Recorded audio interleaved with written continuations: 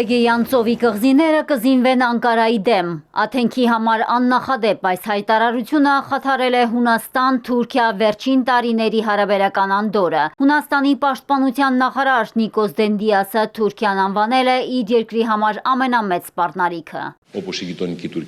Հունաստանը 1952 թվականին ՆԱՏՕ-ին միանալուց ի վեր հակասությունների մեջ է։ ՆԱՏՕ-ի անդամ Հունաստանի համար ամենամեծ սպառնալիքը գալիս է Հյուսիսատլանտյան դաշինքի մեկ այլ անդամից՝ Թուրքիայից։ Հունաստանը պաշտպանվում է, մինչդեռ Թուրքիան սպառնում։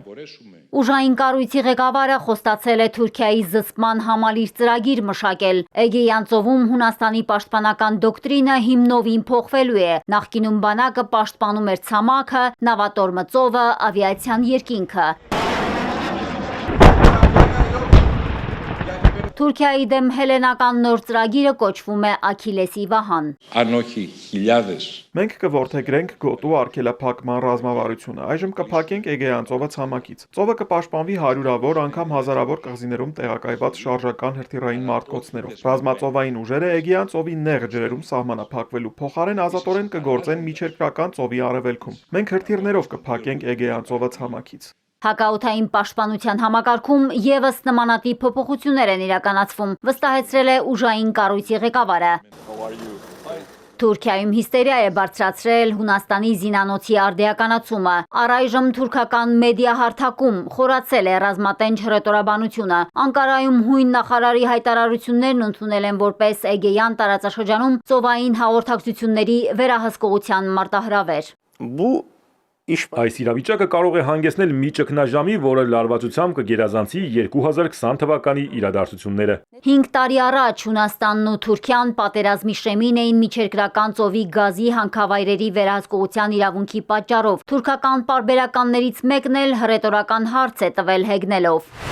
12 միլիոն բնակչությամբ Հունաստանը մտադիր է փակել Էգեյան ծովը 85 միլիոն բնակչությամբ Թուրքիայի դիմաց իր 3000 տարվա պատմությամբ։ Լուրջ եք ասում։ Անկարան հիվանդագին է արձագանքում Էգեյան ծովի կղզիներում ռազմական ներկայությունն ամրապնդելու Աթենքի ցանկացած փորձին։ Թուրքիան կարծում է, որ այդ կղզիների մեծ մասը պետք է մնա ապառազմականացված եւ Հունաստանին պարբերաբար մեղադրում է միջազգային համաձայնագրերը խախտելու համար։ Միաժամանակ թուրքական կողմը չի կարող չնկատել, որ հունական ռազմավարությունն արժանացել է Միացյալ Նահանգների, Ֆրանսիայի ու Իսրայելի հավանությանը, ինչը կտրուկ փոխում է արևելյան միջերկրական ծովի ուժերի բալանսը։ Արտաքին լարվածության ֆոնին սրվում է իրավիճակը նաև Թուրքիայի ներսում, երկրի տասնյակ նահանգներում մարդավորսը նոր թափ է առնում։ Հետապնդման են ենթարկվում Թուրքիայում ահաբեկչական ճանաչված Ֆեթուլա Գյուլենի կազմակերպությանն առնչվողները։ Ձերբակալվել է ավելի քան 120 կասկածյալ, զինվորականներ, ուսանողներ, դատական համակարգի աշխատակիցներ։ Մարիկ Օստանյան, Էպիկենտրոն։